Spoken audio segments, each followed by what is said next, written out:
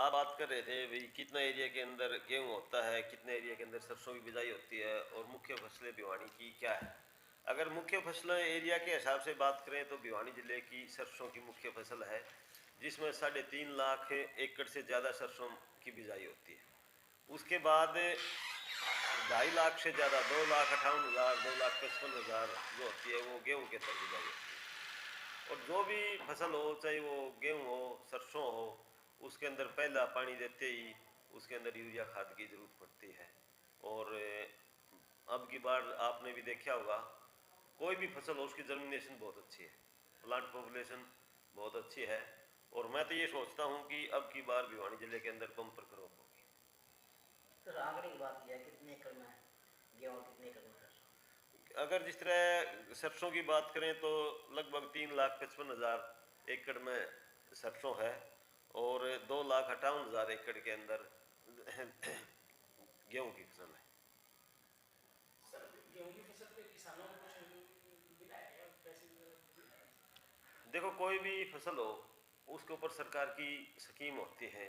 जिस तरह के कोई सर्टिफाइड सीड के ऊपर भी गेहूं में आप जो किसी सरकारी काउंटर से सीड लेने जाओगे तो आपको 1150 का मिल रहा है, जो नई वैरायटीज़ हैं उनके ऊपर। और मार्केट में जो जाओगे तो उसका रेट ज़्यादा है। इसके ऊपर सरकार ने सब्सिडी दे के ऑन स्पॉट किसानों को गेहूं का बीज उपलब्ध करा रखा है। जी हाँ जी। आप भी इस प्रकार भली भांति जानते हो, कोई भी आजकल आप बिजाई करते हैं तो बिजाई के वक्त डीएपी की ज़रूरत पड़ती है। पहले भी आपकी हमारी या काफ़ी किसानों से बात हुई। अब की बार बिजाई एक साथ शुरू होने की वजह से एक बार डीएपी में किसान भाइयों ने अचानक चाहिए थी, उस समय थोड़ी ही दिक्कत हुई थी। लेकिन समय पर जो जो जिस तरह अपना डीएपी के विकल्प भी थे, एसएसपी है, एनपीके है, वो काफ़ी मात्रा में अवेलेबल थी, साथ साथ डीएपी भी आ गई। तो उस वजह से अपनी बिजाई अब की बार सही ढंग से लगभग समाप्त हो चुकी है। और डीएपी की ज़रूरत सिर्फ बिजाई के समय पड़ती है, बाद में कम पड़ती है।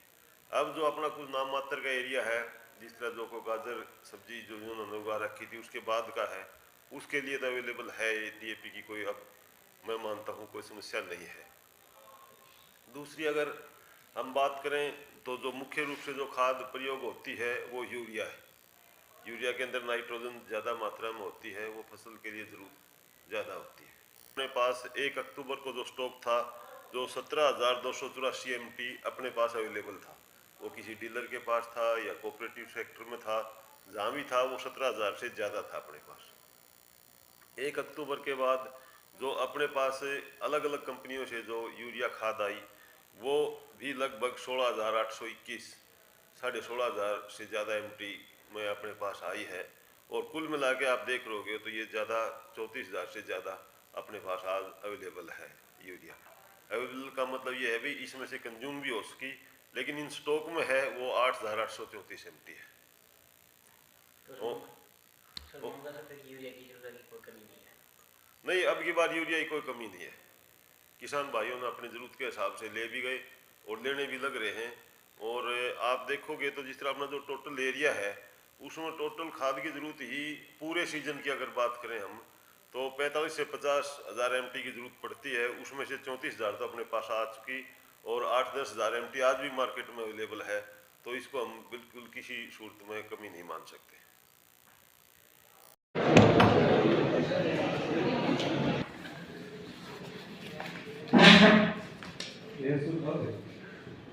जो अपना परिवार महात्मा है तो उसमें आप फार्मर को बुलाओगे वो पूरा,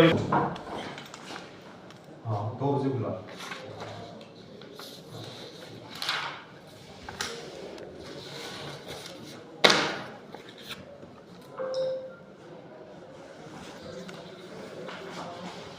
यूरिया में सर क्वान्टिटी 45,000 से 50,000 के बीच में है और बाकी कैलकुलेट के लिए बोल दिया था। ठीक है।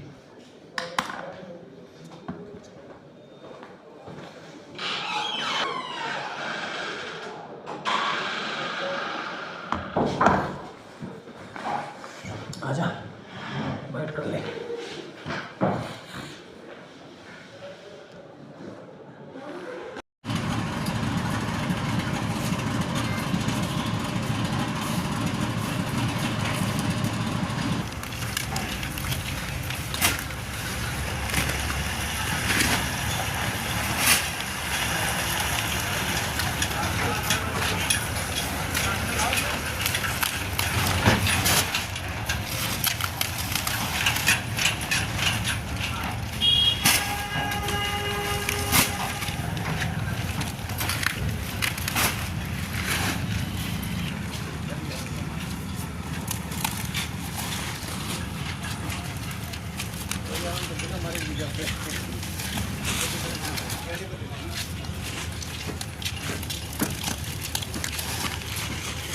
हो गया?